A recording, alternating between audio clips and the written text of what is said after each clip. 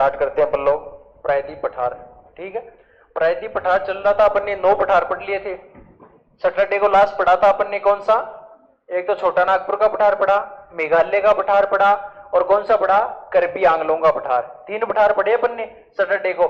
आज एक लास्ट पठार बच रखा है, कौन सा, दक्कन का पठार, जो भारत का सबसे बड़ा पठारीय भाग है। थोड़ा सा अच्छे से ध्यान देके पढ़ना, क्वेश्चन बनता है यहां से ना। आज 10वां पठार बचा है, लास्ट।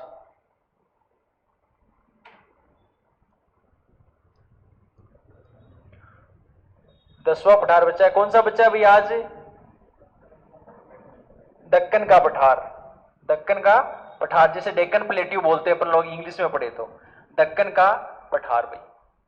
जो वो दक्कन का पठार भारत का सबसे बड़ा पठारीय भाग है, क्योंकि ये भारत के अंदर जो नीचे वाला दक्षिणी भारत है उसमें त्रिभुजाकार आकृति में फैला हुआ है 10 से 12 स्टेटों में। कैसे, ये जो भारत की नीचे वाली अगर अपन दक्षिणी बनाए डायग्राम दक्षिणी भारत का, तो इसी हिसाब से बनता है ना भाई। तो इसके अंदर ये पूरा जो प्रायद्वीपीय भारत का भाग है, ये इस हिसाब से फैला हुआ है यहां पर, इस हिसाब से पूरा ऐसे, इस हिसाब से फैला हुआ है कि आपका दक्कन का पठार। क्योंकि ये तो क्या हो जाएगा, पश्चिमी घाट, ये हो गया पूर्वी घाट, दोनों तो घाट हो गए, और ये बीच वाला ये पूरा क्या भाई आपका दक्कन का पठार। ये क्या भाई, दक्कन का पठार। तो ये भारत में क्या भाई, एक त्रिभुजाकार आकृति का भी निर्माण करता है ना भाई, कौन, दक्कन का पठार। इसके अलावा एक और था भाई, कौन सा पठार था जो त्रिभुजाकार आकृति का निर्माण करता है, एक और पठार बताया था मैंने जो त्रिभुजाकार आकृति का निर्माण करता है। जल्दी से बताओ भाई, स्पीडली। तुम लोगों को मैंने लिखाया भी था, एक और अपने पठारीय प्रदेश है जो त्रिभुजाकार आकृति का निर्माण करता है। घर पे जाके पढ़ते हो क्या दोबारा, मैंने लिखाया था मोटे मोटे अक्षरों में कि यह पठार त्रिभुजाकार आकृति का निर्माण करता है भाई। लिखाया था कि नहीं लिखाया था, कौन सा, मालवा का पठार। तो थोड़ा बहुत जाके देख लिया करो घर पर, कौन सा, मालवा का पठार, जो किसका आकृति का निर्माण करता है भाई, त्रिभुजाकार आकृति का। और ये दक्कन का पठार भारत का सबसे बड़ा पठारीय भाग है, जो भी क्या करता है, पूरा नीचे की ओर किस हिसाब से बना रहे हैं, त्रिभुज, उल्टा त्रिभुज का निर्माण कर रहा है ना भाई दक्कन का पठार। तो सबसे पहले अगर अपन देखना चाहे तो जो दक्कन का पठार है, ये अपने भारत में क्या है, प्रायद्वीपीय भारत का सबसे बड़ा पठारीय भाग कौन सा भाई, दक्कन का पठार। देखो भारत में मैंने शुरू में पढ़ाया था, हिमालय पर्वत में सबसे ऊंचा पठारीय प्रदेश कौन सा है, लद्दाख का पठार। और किस श्रेणी में था भाई, लद्दाख श्रेणी में था। लद्दाख श्रेणी किस में आती है, ट्रांस हिमालय के अंदर। ट्रांस में मैंने 3 लगाई थी, ऊपर ऊपर काराकोरम, नीचे लद्दाख, उससे नीचे जास्कर। तो काराकोरम की तो सबसे ऊंची चोटी कौन सी थी, केट्टू गोडविन ऑस्टिन, जो भारत की सबसे ऊंची है। फिर लद्दाख की क्या थी, राकापोसिर, कामेट की क्या थी, उसकी जास्कर की क्या थी, कामेट चोटी। तो इस लद्दाख के पठार में भारत का सबसे ऊंचाई पर स्थित पठार है कौन सा, लद्दाख का पठार। और भारत का सबसे बड़ा पठार कौन सा है भाई, दक्कन का पठार। और ये कहां है भाई, यह है पठार दक्षिणी भारत में,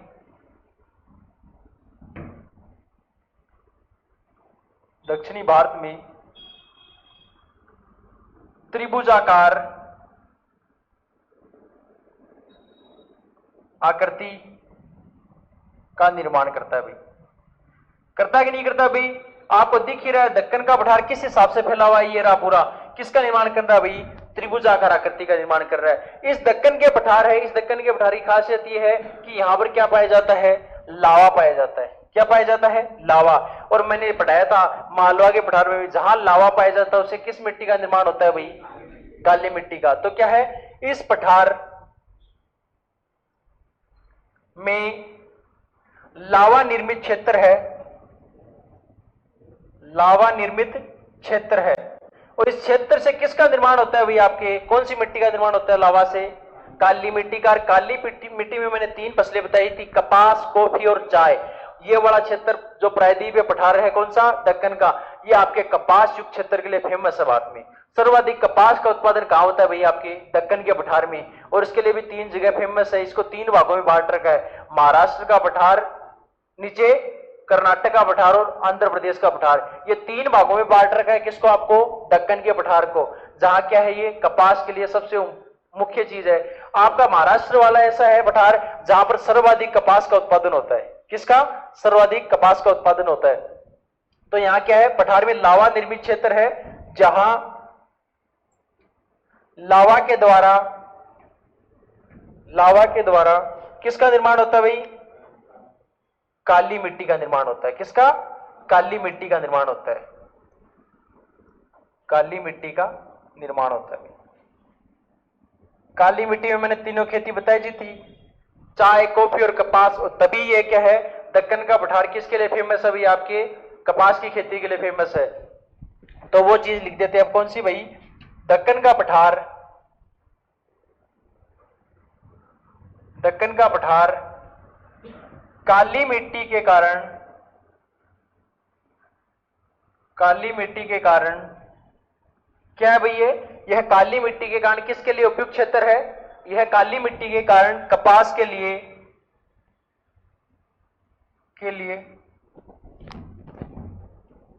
सर्वाधिक उपयुक्त क्षेत्र है, सर्वाधिक उपयुक्त क्षेत्र है,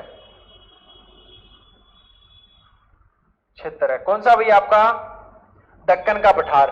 अब एक चीज है, मेरे को आप कॉमन सेंस में बताना, जिस भी नदी का उद्गम पश्चिमी, यहां से पश्चिमी घाट से हो रहा है, वो बह के जाती किधर है, पूर्वी घाट में। तो मेरे को बताओ इसका ढलान किधर होगा, किधर होगा इसका ढलान, पश्चिम से पूर्व की ओर। कॉमन सेंस का क्वेश्चन है। तो अब प्रायद्वीपीय पठार है जो कौन सा, दक्कन का पठार है, उसका ढाल किधर है भाई, पश्चिम से पूर्व की ओर। तो क्या है, दक्कन के पठार का ढाल, या इसका ढाल लिख देते हैं,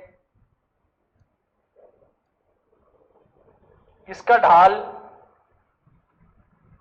क्षेत्र पश्चिम से पूर्व की ओर है, पश्चिम से पूर्व की ओर है। किधर है भाई, पश्चिम से पूर्व की ओर है, पश्चिम से पूर्व की ओर है भाई। किसका ढाल क्षेत्र, आपके दक्कन के पठार का। और इस दक्कन के पठार को अपन ने 3 भागों में डिवाइड कर रखा है। वो तीनों कौन से हैं, एक तो है महाराष्ट्र का पठार, एक कौन सा है कर्नाटक का पठार, एक और कौन सा है तीसरा, आंध्र प्रदेश का पठार। 3 भागों में बांट रखा है। और तीनों भागों में अपन किसके आधार पर बांटेंगे, नदियों के आधार पर बांटेंगे। इनमें से मुख्य मुख्य नदियां कौन सी है, तो इसको 3 भागों में बांट रखा है। किसको, इस पठार को मुख्यतः 3 भागों में बांट रखा है, मुख्यतः 3 भागों में बांट रखा है, 3 भागों में बांट रखा है। और तीनों भाग कौन कौन से हैं भैया, आप देखो तो एक तो है कौन सा, एक तो है आपके कौन सा, महाराष्ट्र का पठार, महाराष्ट्र का पठार, महाराष्ट्र का पठार। एक आपके है दूसरा कौन सा, कर्नाटक का पठार, कर्नाटक का पठार। और एक आपके कौन सा है, आंध्र प्रदेश का पठार। इसको इन 3 भागों में डिवाइड कर रखा है। किसको, आपको प्रायद्वीपीय प्रदेश में दक्कन के पठार को, ये 3 भागों में डिवाइड कर रखा है। कौन सा, महाराष्ट्र का पठार, कर्नाटक का पठार और आंध्र प्रदेश का पठार। इन तीनों पठारों के बारे में बताऊं तो पहला जो महाराष्ट्र का पठार है उसकी 2 नदियां प्रमुख है। कौन सी, गोदावरी और कृष्णा नदी। क्या फेमस है, गोदावरी और कृष्णा नदी। और ये महाराष्ट्र का पठार है, ये कपास के लिए सबसे उपयुक्त क्षेत्र है। किसके लिए, कपास के लिए सबसे उपयुक्त क्षेत्र है। दूसरे नंबर पे कौन सा आता है, आपके कर्नाटक का पठार। इस कर्नाटक के पठार को 600 मीटर जो समुच्चय रेखा है, समुच्चय रेखा कौन सी होती है, जो क्या है, समान ऊंचाई वाले क्षेत्रों को मिलाने का काम करती है। समान ऊंचाई वाले क्षेत्र होते हैं ना, उनको जो मिलाने का काम करती है उसे अपन क्या कहते हैं, समुच्चय रेखा। और यहाँ पर 600 मीटर समुच्चय रेखा है, वो आपके कर्नाटक के पठार को क्या है, 2 भागों में डिवाइड करती है। उत्तर वाला भाग तो कौन सा है, बेंगलोर का पठार। और नीचे दक्षिण वाला कौन सा है भाई, मैसूर का। तो बेंगलुरु वाले में देखें तो बेंगलुरु वाले में 2 नदियां मुख्य, एक तो कौन सी, कृष्णा और एक तुंगभद्रा। और मैसूर पठार की प्रमुख नदी है कौन सी, कावेरी नदी। ठीक है। फिर अपने तीसरा पठार आता है कौन सा, आंध्र प्रदेश का। आंध्र प्रदेश के पठार को विभाजित करने का काम कौन सी नदी करती है भाई, आपके कृष्णा नदी इसको विभाजित करने का काम करती है। इसलिए जो ये आंध्र प्रदेश का पठार है इसमें कृष्णा नदी है, उसके उत्तर वाले भाग का नाम तो अपन क्या है, तेलंगाना। कृष्णा नदी के दक्षिण में कौन है, रायसीमा। और कृष्णा नदी के पूर्व में क्या है, सीमांध्र क्षेत्र। और यह जो तीसरा पार्ट है आंध्र प्रदेश, इसकी प्रमुख नदी कौन सी है, कोल्लेरू इसकी क्या है, प्रमुख नदी है। कौन से की, आंध्र प्रदेश के पठार की। तो 3 प्रकार से बांट रखा आपने किसको, अपने दक्कन के पठार को। तो उनको स्टेप बाय स्टेप लिखेंगे। पहला कौन सा है भाई, महाराष्ट्र का पठार। पहला है कौन सा, महाराष्ट्र का पठार, महाराष्ट्र का पठार।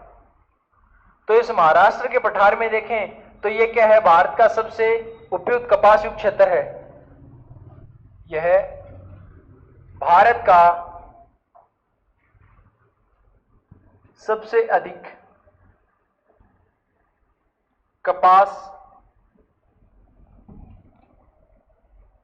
उत्पादन का क्षेत्र है। यहां पर क्या है, सर्वाधिक कपास का उत्पादन किया जाता है। कहां पर भाई? आपके महाराष्ट्र के पठार में। और इस पठार की दो नदियां प्रमुख है। कौन सी? एक तो गोदावरी और एक कृष्णा। इस पठार की प्रमुख नदी कौन सी है भाई? आपके इस पठार की प्रमुख नदी है, एक तो कौन सी है? कृष्णा, और एक कौन सी है भाई? आपके गोदावरी। ये दो नदियां इस पठार की प्रमुख नदी है भाई आपके। फिर दूसरे नंबर पे कौन सा पठार आता है आपके भाई? नीचे चलोगे तो कर्नाटक का पठार भाई। कर्नाटक के पठार में देखें तो कर्नाटक का पठार, इस कर्नाटक के पठार में मैंने बताया था कितने मीटर समुच्चय रेखा इसको दो भागों में डिवाइड करती है भाई आपके 600 मीटर समुच्चय रेखा। समुच्चय रेखा किसे कहते हैं? जो समान ऊंचाई वाले क्षेत्रों को आपस में मिलाने का काम करती है। जैसे मान लो इस हिसाब से ऊंचाई वाले क्षेत्र हैं, इनको आपस में जो मिलाने का काम कर रही है उसे अपन क्या बोलते हैं? समुच्चय रेखा बोलते हैं। तो 600 मीटर समुच्चय रेखा क्या करती है? इसको दो भागों में डिवाइड करती है। किसको? कर्नाटक के पठार को। तो क्या है? 600 मीटर समुच्चय रेखा इस पठार को दो भागों में डिवाइड करती है। दो भागों में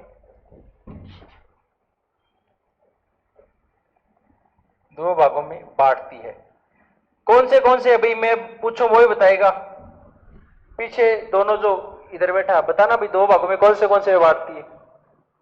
हाँ,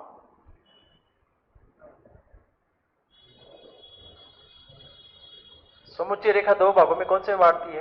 तुम बताओ भाई। बेंगलुरु और मैसूर। बढ़िया, बैठ जा। थोड़ा बहुत बोर्ड पे देखा कर, कोई फायदा नहीं है। मैं बोर्ड पे लिखवा रहा हूं, समझा रहा हूं, तुम लगा पड़ा है नोटबुक में छापने के लिए। मीटिंग में थोड़ी जाएगा बाद में।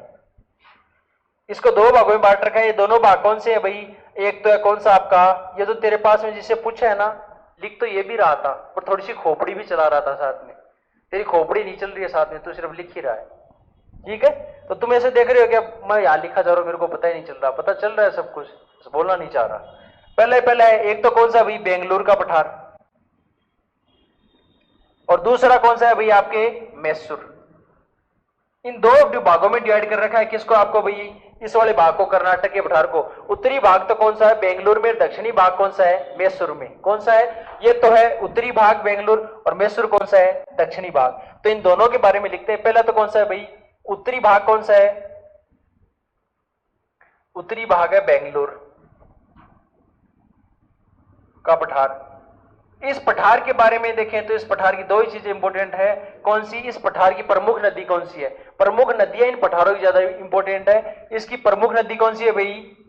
मैंने बताया था, एक तो कृष्णा और एक, इसकी प्रमुख नदी कौन सी है?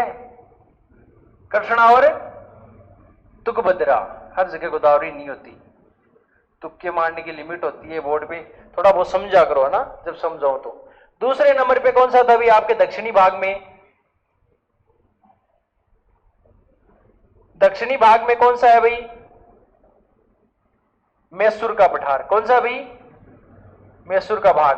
पठार बोल दो या भाग। इस भाग में देखें तो इसकी प्रमुख नदी कौन सी है भाई? इसकी बता दो, इसकी प्रमुख नदी कौन सी है भाई? कावेरी।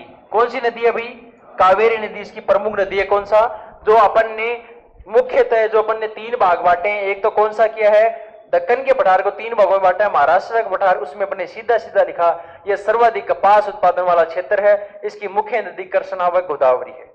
दूसरा अपन ने कर्नाटक लिखा, उसको दो भागों में बांट रखा है 600 मीटर समुच्चय रेखे में। उत्तरी भाग बेंगलुरु वाला पठार जिसकी मुख्य नदी है कृष्णा और तुंगभद्रा, और नीचे दक्षिणी वाला भाग है उसकी कौन सी नदी है? कावेरी। आ गया समझ में? अब तीसरा पार्ट कौन सा बचा भाई? अपने आंध्र प्रदेश का पठार। कौन सा बचा? आंध्र प्रदेश का पठार। आंध्र प्रदेश का पठार। इस आंध्र प्रदेश के पठार के बारे में देखें तो इस पठार को विभाजित करने का काम कौन सी नदी करती है भाई? मैंने बताया था इस पठार को विभाजित करने का काम करती है कृष्णा नदी। कौन सी करती है? कृष्णा नदी इसको विभाजित करती है। अब आप लोग देखो सर, सब पठारों को कृष्णा नदी मेन क्यों है? क्योंकि कृष्णा नदी चलती है, वो किधर से चलती है अभी आपके, ये जो पठारी प्रदेश है, ऊपर तो कलसुबाई है और कलसुबाई से नीचे है कौन सी? महाबलेश्वरम। ठीक है, कलसुबाई से गोदावरी का उद्गम होता है, महाबलेश्वरम से किसका? कृष्णा नदी का। तो उससे इसका उद्गम होकर कृष्णा नदी ऐसे चलती है नीचे की ओर, तो यह बहती हुई नीचे इस हिसाब से चलती है, फिर जाती है कहां पर? कृष्णा नदी कहां पर जाती है भाई? इधर क्या है? बंगाल की खाड़ी। बंगाल की खाड़ी में जाकर गिरती है भाई।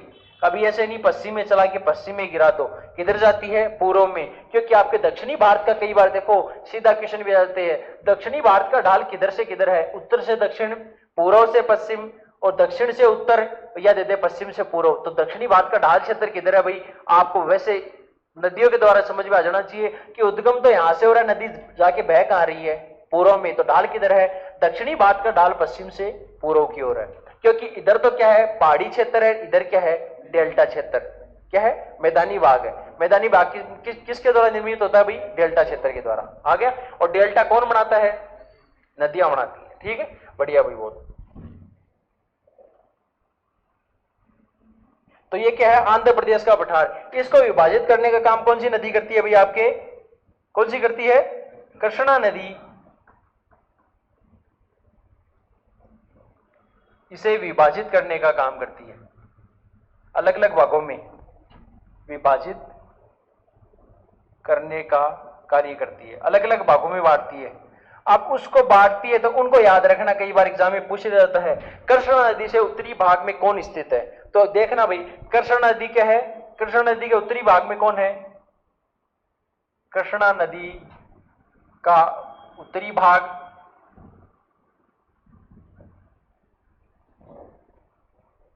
कृष्णा नदी का दक्षिणी भाग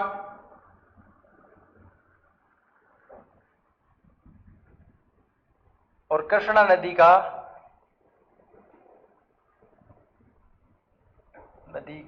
पूर्वी भाग। ये तीनों ध्यान रखने लायक है, क्योंकि कृष्णा नदी के उत्तर में तो कौन सा राज्य है भाई आपके? कौन सा राज्य है? तेलंगाना। क्या है भाई? तेलंगाना। कृष्णा नदी के दक्षिण में कौन सा भाग है भाई आपके? रायसीमा। और यहां देखें तो यहां कौन सा क्षेत्र है? पूर्व में सीमांध्रा क्षेत्र है। तो ये क्या है? कृष्णा नदी विभाजित करने का काम करती है, किसको? आंध्र प्रदेश के पठार को, जिसके उत्तरी भाग को तो तेलंगाना, इसके दक्षिणी भाग में रायसीमा और इसके पूर्वी भाग में कौन है? सीमांध्रा। और जो आपका आंध्र प्रदेश का पठार है, इसकी प्रमुख नदी देखे तो कौन सी है? कोलेरू नदी। क्या है? कोलेरू नदी। तो क्या है? आंध्र प्रदेश के पठार की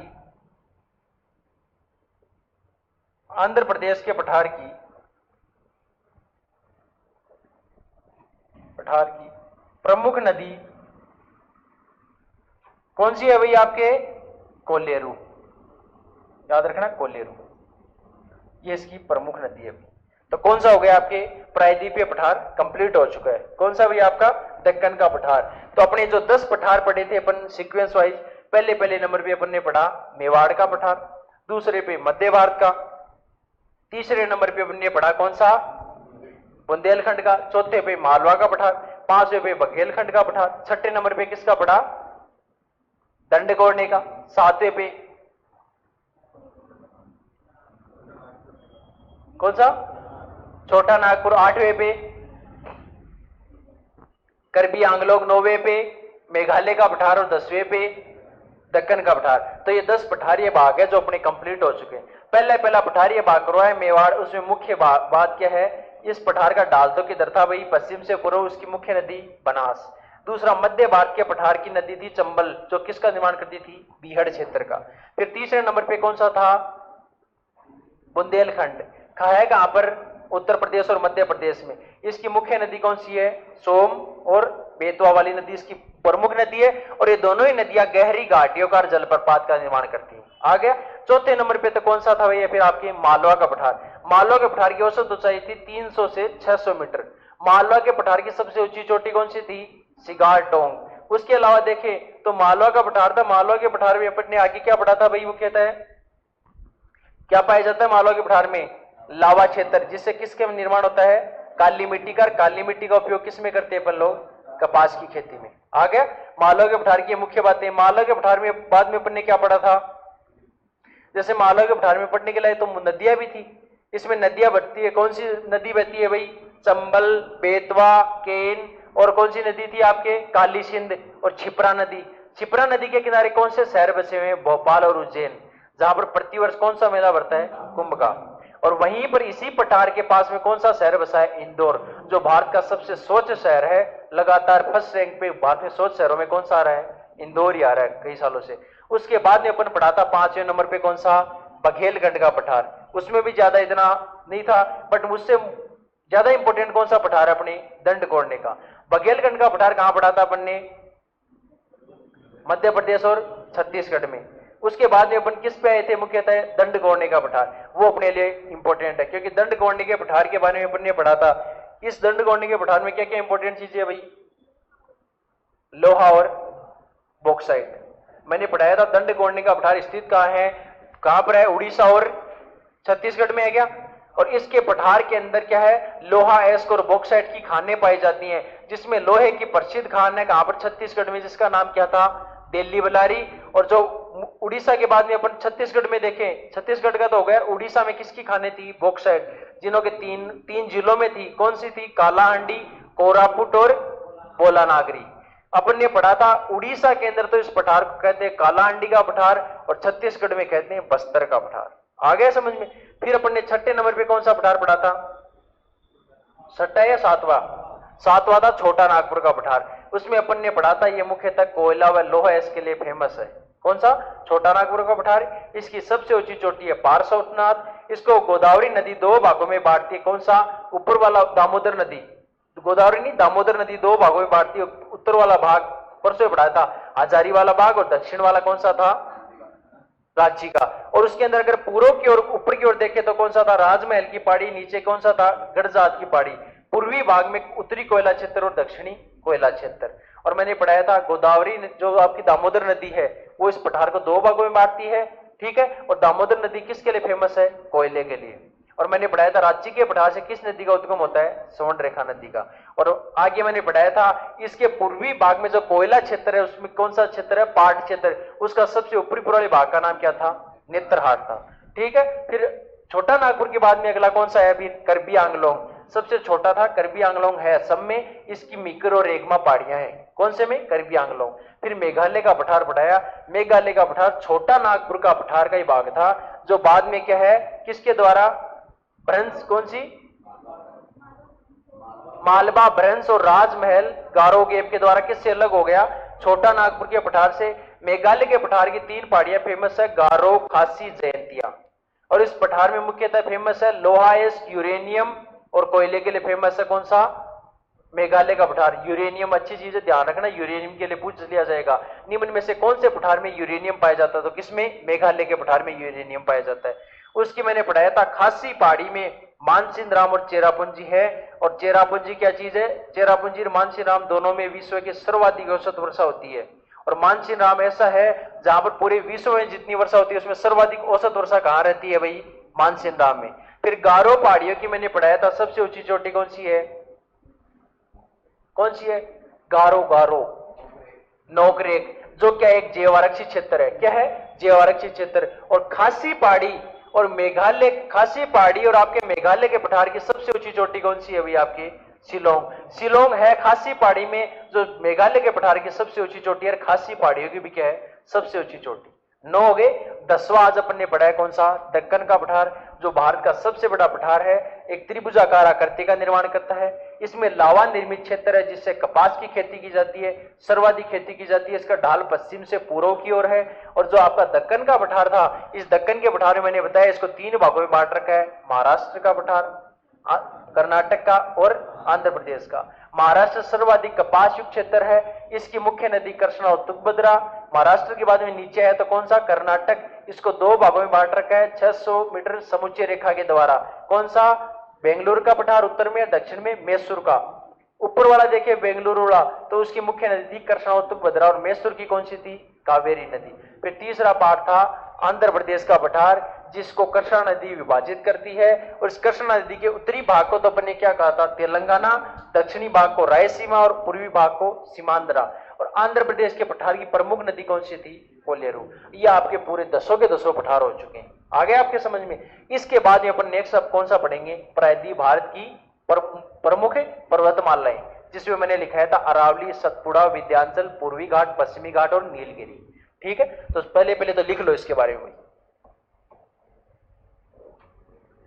लिख लो भाई। अपना प्रायद्वीप कंप्लीट हो चुका है, अभी अपन करेंगे पर्वतमाला। चलो भाई,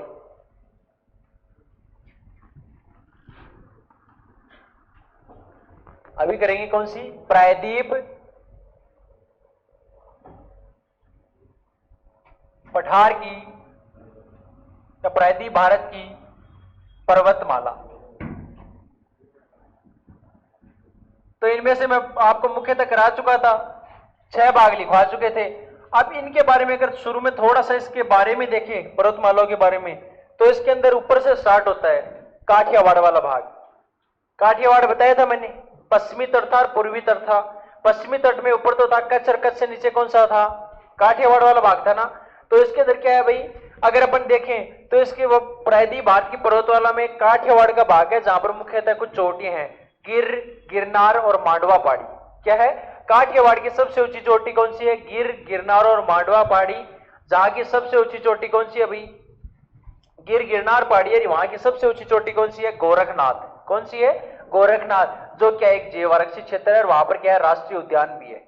गोरखनाथ में क्या है, राष्ट्रीय उद्यान भी है आपके। तो मुख्यतः अगर अपन प्रायद्वीप भारत की पर्वतमाला करेंगे तो इनको 6 को तो सीक्वेंस वाइज करेंगे, अरावली को, विंध्याचल को, सतपुड़ा को, पूर्वी पश्चिमी घाट और नीलगिरी को। बट इसके बारे में थोड़ा सा लिखें कि ये पठारी प्रदेश की पर्वतमालाओं में, तो इसकी क्या है, काठियावाड़ की, काठियावाड़ बता दो ना सबको, मैंने काठियावाड़ लिखाया था आपको, कौन से भाग में करवाया था काठियावाड़, जब मैंने पश्चिमी और पूर्वी तट का विस्तार करवाया था तो मैंने लिखाया था पश्चिमी तट को कितने भागों में बांट रखा है, ऊपर कच्छ, काठियावाड़, कोंकण, कन्नड़ और मालाबार। और पूर्वी भाग को कितने में बांट रखा है, उत्कल का मैदान, उत्तरी सरकार और कोरोमंडल तक करवाया था ना। तो उस काठियावाड़ वाले भाग की, काठियावाड़ की इस भाग की सबसे ऊंची पहाड़ियां कौन सी है भाई, गिर, गिर का मतलब पर्वत ही होता है ना भाई, गिर, गिरनार और मांडवा। यहां की क्या है भाई, सबसे ऊंची पहाड़ियां, सबसे ऊंची पहाड़ियां हैं। और ये जो सबसे ऊंची पहाड़ियां हैं, इनके अंदर अगर सबसे ऊंची चोटी देखे तो वो कौन सी, अपनी गोरखनाथ। गोरखनाथ जी महाराज को पूछते भी है ना अपने लोग भाई, सुना है ना गोरखनाथ, ठीक है ना। जो गोरखनाथ जी तो क्या है, यहां की सबसे ऊंची चोटी, चोटी गोरखनाथ है। क्या है, गोरखनाथ, गोरखनाथ है, जहां राष्ट्रीय उद्यान भी स्थित है, जहां राष्ट्रीय उद्यान भी स्थित है। जब आपको पर्यावरण वाला टॉपिक पढ़ाऊंगा इसके अंदर, तब आपको मैं पूरा पढ़ाऊंगा भारत के राष्ट्रीय उद्यान, बाघ रिजर्व के अंदर, और जितने भी मुख्य मुख्य जैव विविधता से संबंधित टॉपिक है और जैव विविधता वाला पार्ट कराऊंगा। तब कराऊंगा भारत के प्रमुख राष्ट्रीय उद्यान, बाघ रिजर्व कहां कहां पर है और जैव आरक्षित क्षेत्र कहां कहां पर इंपॉर्टेंट। तो वो क्या, पर्यावरण के अंदर एक जैव विविधता का टॉपिक आता है अपने, वहां पर करवाए जाते हैं सारे राष्ट्रीय उद्यान। तो यहाँ पर क्या है, इसकी सबसे ऊंची चोटी है गोरखनाथ। कहां पर, काठियावाड़ के अंदर। इसकी मुख्य पहाड़ियां हैं गिर, गिरनार और मांडवा पहाड़ी। और इसकी सबसे ऊंची चोटी कौन सी है, गोरखनाथ, और जहां राष्ट्रीय उद्यान स्थित है। अब कईयों के अगर पता नहीं है काठियावाड़ है कहां पर, इसी हिसाब से अपने डायग्राम बनाया था दक्षिणी भारत का। तो मैंने ऊपर वाले भाग में तो यहां तो कराया था, ये तो कच्छ, और इस कच्छ से नीचे ये वाला भाग कौन सा था, काठियावाड़। कौन सा था, काठियावाड़।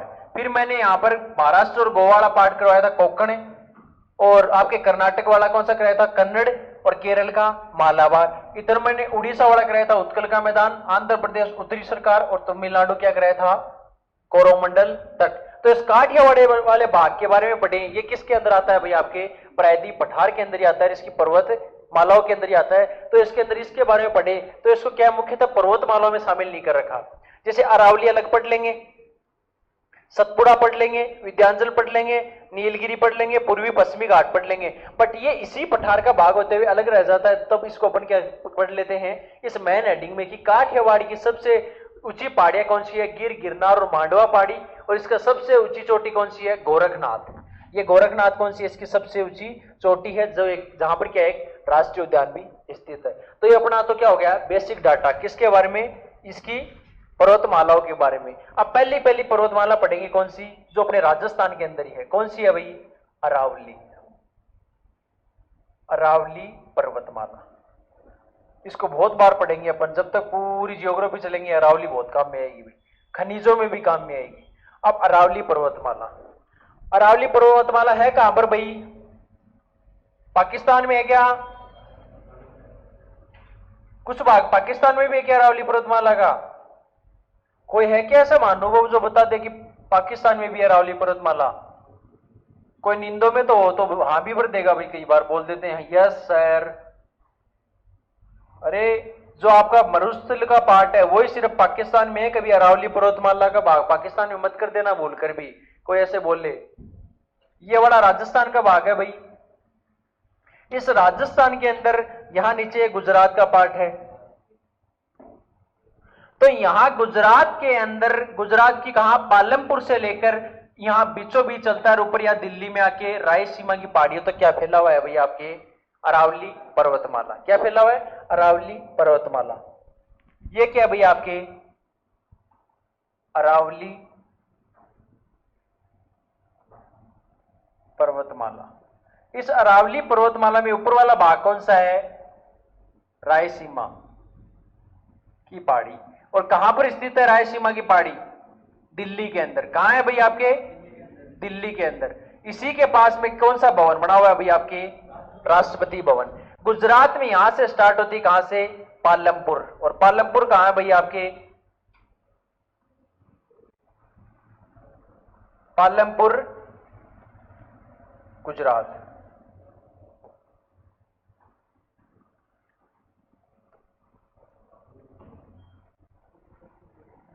पालमपुर, और है कहां पर पालमपुर भाई आपके गुजरात में।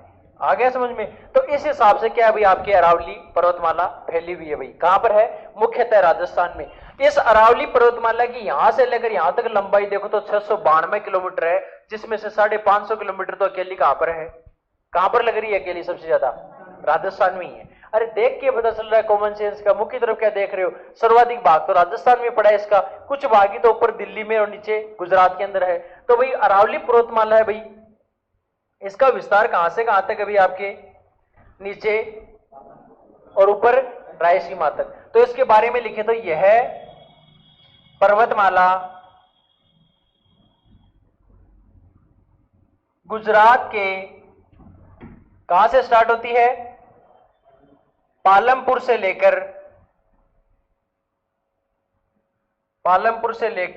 ऊपर कहां, दिल्ली की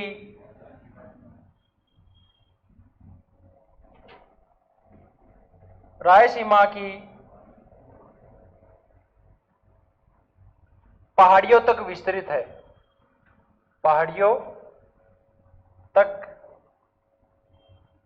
विस्तृत है।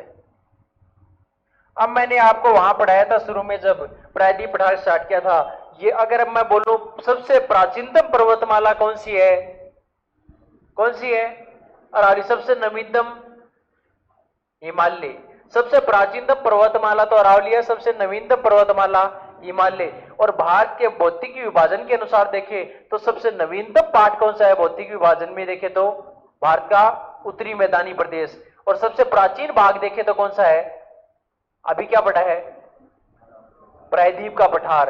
अरे भारत के भौतिक विभाजन को 4 भागों में बांटा था, हिमालय पर्वत, उत्तरी मैदानी प्रदेश, प्रायद्वीप पठार तटीय प्रदेश और द्वीप समूह है। तो प्रायद्वीप उसमें देखें तो सबसे नवीनतम पार्ट देखा, सबसे नवीनतम भाग बना है नदियों के द्वारा, कौन सा? उत्तरी मैदानी प्रदेश। सबसे पुराना भाग कौन सा है भाई आपका? प्रायद्वीप का पठार। बट पर्वतमालाओं में पढ़ेंगे ना तो सबसे नवीनतम पर्वतमाला कौन सी है? हिमालय। और सबसे प्राचीनतम कौन सी है? अरावली। तो इसके बारे में पढ़िए। तो ये क्या है? सबसे प्राचीन पर्वतमाला है। यह है सबसे प्राचीन पर्वतमाला है भैया आपके, सबसे प्राचीन पर्वतमाला है। और यह क्या है? एक प्रकार की वलित पर्वतमाला है। इसका भी निर्माण किससे हुआ है भाई? वलन से। तो ये क्या है? यह भी एक प्रकार की वलित पर्वतमाला है। कैसी? वलित पर्वतमाला। हिमालय कौन सा था भाई? वलित पर्वत था, ब्लॉक पर्वत था, कौन सा था भाई आपके? कौन सा था हिमालय पर्वतमाला? ब्लॉक पर्वत था, वलित पर्वत था, खंड पर्वत था, कौन सा था? हिमालय पर्वतमाला। कैसे निर्माण हुआ था हिमालय पर्वत का? वलन पंडे से हुआ था कि खंड पर्वत था कि ब्लॉक पर्वत था? वलन पंडे से हुआ था ना। ऊपर तो कौन सा था? यूरेशिया प्लेट, नीचे भारतीय प्लेट आपस में टकराए, में वलन पड़ने से किसका निर्माण हुआ? किसका? हिमालय पर्वत। किसकी थ्योरी थी? वेगनर का प्लेट विवर्तनी की सिद्धांत था। और उसी प्रकार अरावली पर्वतमाला भी कौन सी है? वलित पर्वतमाला है। किससे निर्माण हुआ इसका भी? वलन के द्वारा। आ गया समझ में? और ये क्या है? भारत की सबसे प्राचीनतम पर्वतमाला है। आ गया समझ में? उसके अलावा अगर अपन इसमें देखें, ये कितने भाग में फैली हुई है भाई आपके? यहां नीचे से देखें, यहां से देखें, यहां तक कितनी दूरी में फैली हुई है भाई आपके? कितने किलोमीटर फैली हुई है? 692। बहुत अच्छा भाई। कितने भाग में फैली हुई है? 692 किलोमीटर। अरावली पर्वतमाला 692 किलोमीटर में फैली हुई है। 692 किलोमीटर में फैली है, ऊपर तक, नीचे से लेकर। नीचे कहां पर? गुजरात के पालमपुर से ऊपर रायसीमा तक। जिनमें से 652 कर दिया क्या? 92 है भाई, 52 नहीं है, 692। इसमें से अकेली 550 कहां पर है भाई? राजस्थान में। तो क्या है?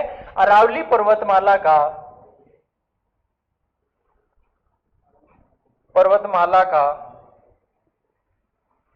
550 किलोमीटर तो अकेला कहां पर है भाई?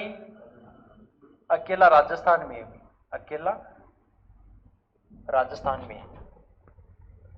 राजस्थान में है भाई। ये क्या है भाई आपके अरावली पर्वतमाला की मुख्य मुख्य बातें। अगर इसके बारे में और देखें तो अरावली पर्वतमाला है, उसकी सबसे ऊंची चोटी कौन सी है भाई? मैं बहुत सी बार यहां बोल चुका हूं, गुरु शिखर। कितनी हाइट है? 1722 मीटर। इसकी औसत हाइट कितनी है इस पर्वतमाला की? 930 मीटर। कभी भी किलोमीटर मत कर देना हाइट को, कभी भी हाइट को किलोमीटर में मत कर देना। इसमें जितनी भी चोटियां ना राजस्थान की अरावली में, उन सब चोटियों की औसत हाइट कितनी है भाई अगर देखें तो इस पर्वतमाला की औसत हाइट, इस पर्वतमाला की औसत ऊंचाई 930 किलोमीटर है। कितनी है भाई आपके? औसत ऊंचाई 930 मीटर है भाई, 930 मीटर। अगर किलोमीटर बोल दिया है तो सॉरी भाई, 930 मीटर है। और इसकी जो सबसे ऊंची चोटी है उसकी हाइट कितनी है? 1722 मीटर। उसका नाम क्या है? गुरु शिखर। बहुत सी बार राजस्थान की एग्जाम में पूछ चुका है। और क्या पता अरावली पर्वतमाला क्या है आपके इंडिया की दृष्टि से भी इंपॉर्टेंट है, तो कई बार पूछ लेता है निम्न में से अरावली पर्वतमाला की सबसे ऊंची चोटी कौन सी है? तो वहां दे देगा keto Godwin Austin, Kanchenjunga, Guru Shikhar, या एक दे देगा आपके पार्श्वनाथ। तो कौन सी है सबसे ऊंची चोटी? गुरु शिखर। तो क्या है इसकी सबसे ऊंची चोटी? इसकी सबसे ऊंची चोटी कौन सी है भाई आपके? गुरु शिखर। गुरु शिखर। और काठियावाड़ की सबसे ऊंची चोटी कौन सी थी भी आपके? गोरखनाथ। बढ़िया भाई, थोड़े एक दो को तो याद रहता है, बाकी का तो सबके चौपट है मामला। कौन सी है? गुरु शिखर, 1722 मीटर। भारत की सबसे ऊंची चोटी कौन सी है? कितनी हाइट है?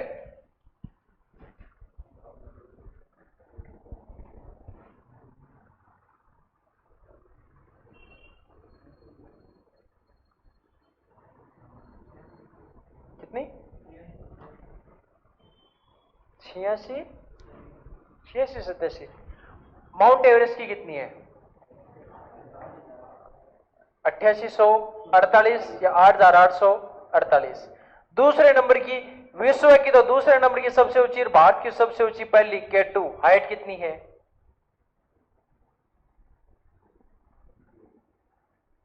8600। तो मैं बता देता हूं आगे वाला डिजिट क्या है, बताओ तो।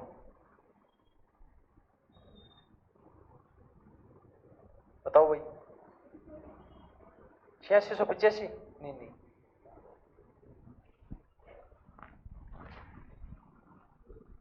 इतने में तो देख के बता देता। सबसे ऊंची चोटी है उसकी कितनी है? 1788। और सबसे ऊंची चोटी भारत की है केटो गॉडविन ऑस्टिन 8600। अब चेक करो जल्दी से कितनी हाइट है। मैं वही बता दूंगा, ऊपर से बराबर चौपट हो जाएगा वापस। और कल घर पे जाके चोटियों के सारी की हाइट देख के नहीं, मुख्य 10 चोटियां लिखाई हुई है मेरी हिमालय पर्वत में। आपको तुम्हें मेरे हिसाब से 10 या 15 दिन पहले पढ़ाया था। और काम जो केटो गॉडविन ऑस्टिन भारत की सबसे ऊंची चोटी है, कितनी हाइट है? 8600। कितनी? 8611 मीटर। और 1788 मीटर किसकी हाइट है? राकापोशी की, ध्यान रखना। बाकी जो अरावली पर्वत वाला पार्ट है वो आपको कल ही करवाएंगे, आज टाइम हो गया। ठीक है, लिख लो इसको ऐसा कैसा।